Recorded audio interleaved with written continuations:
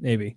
But I've yeah, never so what I was getting at with that whole thing was I'm suspicious when someone takes 1,000 milligrams of THC, whether or not the body can even absorb 1,000 milligrams of THC. I think there's a cap. I bet there's a cap, and I bet that cap is like 200 or 300 or something like that. It's still an enormous amount. It's still an enormous amount. Like I said, me at my highest like tolerance, going out to Colorado and buying edibles where they're dosed, you're getting 5 or 10 milligrams or whatever. I would do 70, and 70 would put me in a real chill place. Like, not scary, but I'm certainly not going to operate a motor vehicle or make any financial decisions or have any real serious conversations with anyone. Like it's time to sit on the couch and enjoy a good comedy and eat some nachos. It is not time to do anything serious. It's not time to drop thousands of dollars on suits. No, it's not time to go suit buying or motorcycle shopping or anything like that. You are not your best you, unless, well, maybe you are. You're not your best financial decision-making you, though. You're not your smartest you, but you're your most fun you. I kind of want you to buy a motorcycle. I kind of want you to buy a motorcycle. How could I just get him so high? Yeah, I know. It's like Pot's going to show up in the mail and it's going to be his friend who did it to him this time around. I'm just kidding. I'll hang myself in the fucking living room. They'll find me dangling from the fucking ceiling. There's got to be a way to get you to buy a motorcycle. I'm 90% sure I'm going to get a motorcycle. I'm so into the idea. Today, which one does it be? The Scout 60s? If I had to buy one right now, I just showed you. I guess it would be the Scout 60 because of the cost and everything. If I could have, if cost were no option, I would just get the FTR. Oh yeah. No object. Yeah, was no object. I just get the FTR, but it's it's 15,000. It's like It's also not as good a starter bike. It's not a good starter bike at all. I don't need a big, tall sport bike with, I don't know how many horsepower that thing has, 110 maybe? I don't know, something stupid. Do I have it up? It's going to be something like that. It's a fucking rocket ship. I'm fully aware that I don't need that bike, and it's not the bike for me to start with. But I do think the Indian is a good starter bike. I've heard people say it is. I realize that it's got a lot more power than the average starter bike, but it'd probably be the Indian. I dig the way it looks. I like the brand. I like that it is American for one reason or another, and I dislike Harley so tremendously for a myriad of reasons that I think I'd get the Indian. Although I am really interested in these sort of dual purpose bikes that can go off road and do some like stuff like what you're doing, but also could like zip around town a little bit too. So both appeal to me, which I guess is why you've got one of each, essentially. Yeah. You've got kind of a cruising bike or touring bike. I don't know what you call your Beamer, but... Call it an adventure bike. Okay, yeah, I like that even more. Yeah. I don't know. I'm going to get something. It's just not on the top of my priorities right now because it's like house, car, then bike. I think where my priorities are. I looked it up, by the way. That FTR, 120 horsepower. So that's twice what I want. It 3 times what I need. Yeah, bro. But like if it were 150, that would make it worse to me. Like it's not what I want. Yeah, we were talking to Vavity about his 1000cc bike and him going like 180, and it's like, dude, I have no interest in doing that. I'm so afraid of like hitting that asphalt at 10 miles an hour. like I don't want to hit I hate road rash. Like I've fallen off bikes before, and like I was going down the hill at my dad's house when I was, I don't know, call it 12, on a bicycle. And at the bottom of the hill, you kind of have to turn a little to the right to like stay on the road. Mm-hmm. Well, when I go to like lean to the right, the back tire slides out from under me, and I fall onto my right ass cheek on gravel, going pretty fast. Like, I don't know, 20 probably, maybe a little. I mean, I was scooting, going downhill on a bicycle. I wasn't pedaling to like get faster, but I was coasting as fast as I could go down a steep hill. And man, it left the nastiest bruise on my ass cheek and sort of like rubbed some of the skin off too. Like not too bad, not to the point where there was a scab, but it was raw. I had this big raw bruise that was my whole ass cheek and my whole thigh. And like ever since then, I've been sucks. real. And the healing sucks. And, you know, the shower afterwards is brutal. On the other hand, I've seen guys take accidents at speed, call it 90, right? Mm-hmm. But they're wearing full gear. It's like a kid on a slide with full jeans on. Like they fall, they realize what happened, maybe clap their hands as they're sliding from 90 to 0. Yeah. Just not in pain, not a problem, kind of observing it. The racers who've done this a lot, this is like MotoGP guys. Yeah, yep. They will literally get down to like 10 or 15 and stand up and walk it out.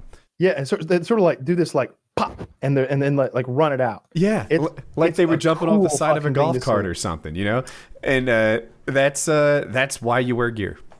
That's absolutely why you wear gear. There's no way I'll ever ride a motorcycle without full gear. Like I'm thinking if there's any piece of gear that I wouldn't always have on, the shoes might be a little like where I might be a little flexible. Like especially if I was going to like, but probably not. I'm probably wearing full shoes are the gear. second most important. It goes helmet then shoes. And Good to know. 2, you wear like boots under jeans and they're great. They're not a style problem at all. Mm. And by the way, motorcycle jeans I'm talking about, the Kevlar stuff. Yeah. Yeah. So I don't know. I just can't. When I see people like, it's I've seen it a lot lately because it's summertime now or springtime now, and a lot of people are out cruising, and like, man, I see people wearing fucking sneakers and jeans and like a tank top, and we have a helmet law here, but in South Carolina there's no helmet law. Like you probably know that. And you'd see those guys cruising around like in Anderson where Dirty lives, no helmet, just fucking wearing like, again, like wearing like a motorcycle, what do you call those fucking cuts or whatever, and just jeans and boots, but not motorcycle boots, just some fucking cowboy boots or some shit, and it's just like, oh my god, what are these people thinking? Your coconut's just gonna explode. I wear I wear a helmet when I play paintball. like you're out there. I don't get it. I don't get the death wish these people seem to have, because even if you're 100% confident in your riding abilities, which I am not, obviously, man, there are those other people on the road, and down here in the South, though I guess everywhere really, the animals, like the amount of deer and I don't know, possums, raccoons, armadillos, you name it. I don't know what happens if you hit an armadillo going 50. I probably fall off my motorcycle though. I almost got hit yesterday by a driver. And it wasn't my fault at all. Like when I lay this out, everyone will agree. I have to make a left at a light. It's a 4-way intersection, you know, standard 90 degrees. To make a left-hand turn, I'm in a left-hand turn lane, and it has a stoplight, the red arrow. So I'm at a full stop in the left-hand turn lane, just waiting for my turn. That's my role in this. Someone comes from the opposite direction, right? So straight in front of me, going way too fast, and clips half my lane, half of my turn lane on my side. Like, what? Why did he do that? It was a young male driver, white guy, and he was just not paying attention. I think he was sort of maybe erased to make the light or something, but I don't know why he didn't like observe the lane markers on the ground. Why he took. So I moved forward, and I moved from like the middle of the lane to the right third. I think if I hadn't, he would have just missed me by a little bit. Like it wasn't totally necessary, but it was like I looked at the guy next to me. I'm like, did you just see that? And he didn't. But it was like I'm the only one who knows that I just almost died. This is an important thing to me. And if you watch enough like moto vloggers on YouTube, they're in those situations all the time. Like you're always seeing like someone like almost get hit. You know, they'll be riding like, whoa, did you see that guy? What the fuck was what was he thinking? He's in my lane. Or if you watch like a montage, certainly you'll find it. There's great montages of like bikers like getting revenge on people, like going like kicking their mirrors off and punching out their windows and stuff. And look, I ain't gonna kick nobody's window. I ain't gonna punch nobody mirror. I'm not gonna punch anybody's window. but it's fun to see it done. I don't like it. So two things. You don't on like that. it. I watch a lot of this kind of content lately. You know, you like something and then YouTube just pumps more of it at you.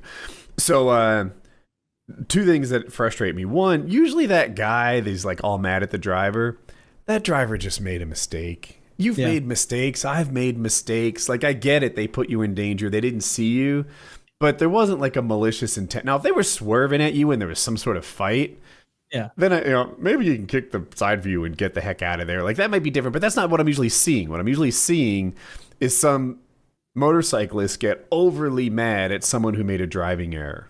And by the way, a driving error with no consequence. Like, okay, did they encroach in your lane and you were able to avoid the accident? Put it in the past, bro. Like, move on. And then the bad driver. I like it.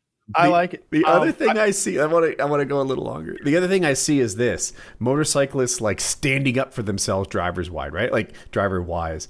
So you're encroaching into my lane, and rather than either use my superhuman acceleration or braking that every motorcycle has, I like hold it, maybe lay on my horn, say, "Hey, you, I'm here first." The fuck? Are you trying to win at driving? Is that your goal here? Are you trying to win against a car? Scooch out of the way, trying bro. To teach the driver a lesson. Oh, good luck with that. There's a lot of Dude, motorcyclists. Your out orthopedic surgeon will be so impressed with your decision making here as you taught that driver a lesson. Just scooch out. Maybe it's my age. It's easier for me to just let it go, not win, let it go. Like I think maybe 19-year-old me would have been more inclined to do that. But current me is like, we're all just trying to get here safe. No one's winning this. No one's losing. It's a pleasure. You and I are on the same page as far as how I would conduct myself. However, that doesn't mean I don't enjoy when when the guy like is just not paying attention and like comes into the biker's lane and he has to slam on the brakes to avoid dying, or he has to just like almost go off road. He said go all the way to the shoulder or something to avoid being sideswiped. Then he catches up to him at the next red light. And there's like three moves they'll make. They'll either kick the side view mirror off, hilarious. They'll punch the fucking window out because they've got Kevlar knuckles, which is hilarious. Or if the window is rolled down like an inch, they'll just reach in and grab the whole window and tear it out. They'll pull it and it'll shatter. Also hilarious because this guy's wearing armor. He's not worried about a little glass. Somebody's gonna get shot doing that. I'm sure they have. I'm sure. Yeah, I'm wearing Kevlar. Maybe it's bulletproof. I don't know. It's probably not. Terrible Kevlar. Pull up to a cop car and try that. Get murdered. But, I've seen a few of them. I saw one instance where like motorcycles is like going down a highway, sort of a country highway, and a car pulls out in front of him.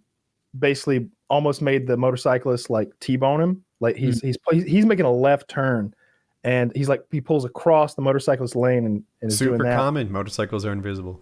Yeah. And the motorcyclist has to swerve and the car has to kind of like gun it to like get out of his way. And the driver of the car stops and like runs back to the motorcyclist. And he's just so apologetic. Like he's so like the driver of the motor vehicle is much more shaken up than the motorcyclist is. The motorcyclist is like, it's okay, man. It's no big deal. I know it's fine. It's fine. He's like, I'm so sorry. I could have killed you. And I was like, oh man, there's a good guy. There's a good guy. You like to see that. And he'll look both ways from now on.